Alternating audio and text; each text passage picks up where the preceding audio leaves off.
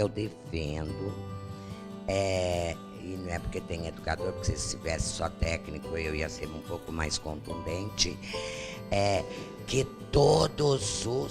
que os educadores precisam conhecer a história da criança.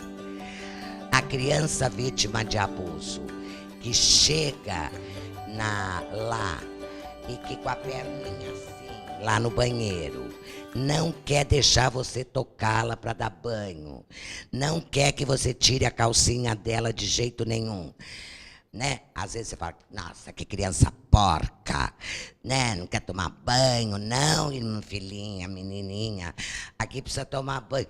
Gente, ela saiu de uma situação de abuso, ela acabou de ser tirada, precisa de uma super delicadeza. Então, para ter essa delicadeza, né?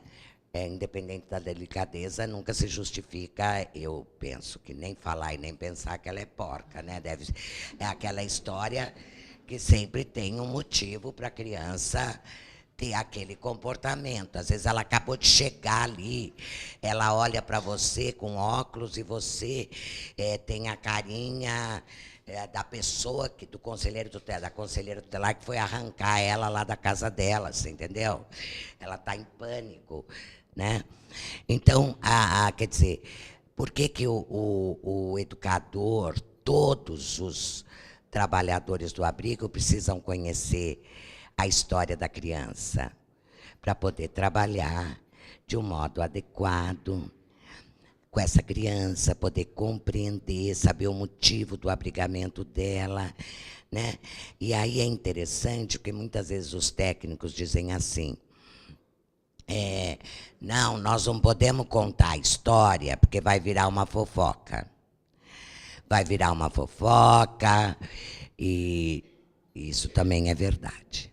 Então, isso aí coloca muitas questões para nós, para o trabalho com a criança, com o adolescente, com tudo isso.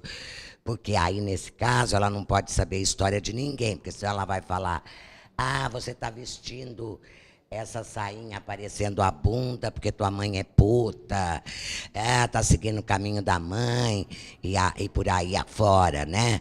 É filho de peixinho, peixinho bem se vê que teu pai tá lá na penitenciária, tá lá, certo? Isso também, infelizmente, é frequente. Só que nos coloca outras questões. Nos coloca para os abrigos a questão da seleção de pessoal, eu diria implacável, certo? Não vale ser sobrinha da presidente da associação, né? Então e na seleção as questões, né, de capacidade, competência, ética, né? Fala, querida.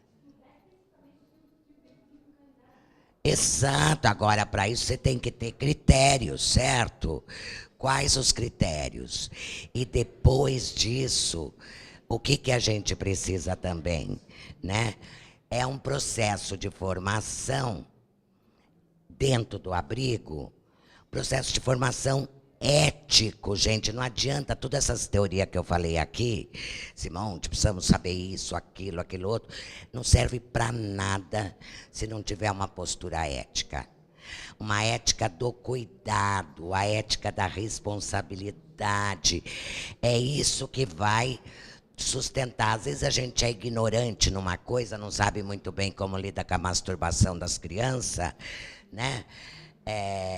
Mas se a gente tiver uma postura ética, responsável, o educador vai correr lá e perguntar para a psicóloga. Pode ser que a psicóloga saiba ou não saiba também. Equipe, gente, não é equipe técnica só. Equipe é todo mundo que trabalha no abrigo. E eu diria que inclui, inclusive, a cozinheira, que sabe de muito mais coisas, às vezes, que o psicólogo, que todo mundo, né? Se tem porteiro, inclui o porteiro, né?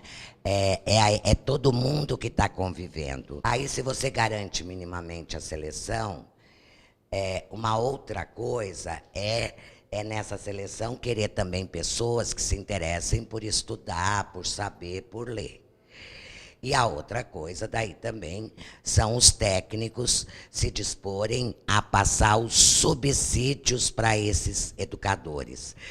Porque mesmo passando um subsídio geral, quando chegar a Terezinha ou a Helena, vai precisar falar alguma coisa da história dela, porque aquelas questões gerais, teoria geral, no caso da Helena se coloca de um determinado modo. No caso da Terezinha, são outras variáveis que implicam num outro modo de lidar. Então, eu fico pensando que o número de crianças nos abrigos permite, sim, né, que a gente possa, e quando eu falo isso é porque eu lembro, aqui não tem ninguém que se formou nessa época, mas exatamente 14 anos, 15 anos atrás, tinha um abrigo em São Paulo que tinha 600 crianças de 0 a 7 anos.